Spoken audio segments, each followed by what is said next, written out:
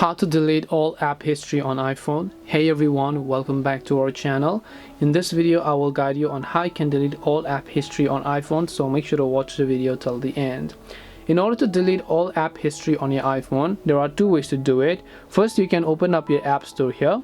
Once you open up your app store, you can tap the profile icon from the top right of the screen, and now you can simply go to the purchase tab, and here you should be able to see the purchased applications. So you want to simply swipe left like this, and you'll find the hide button right next to it. So you can just tap the hide option over here in order to delete all those purchases. Now this is the first way to do it. The other way you can basically do it is by simply opening the settings application, then tapping your Apple ID profile over here. Then here you'll find media and purchases. You can just go to media and purchases and go to view account section, and here also you will be able to find a list of all the purchases that you've basically made on your Apple ID. So you can go to purchase history here, and then you should be able to delete all those history.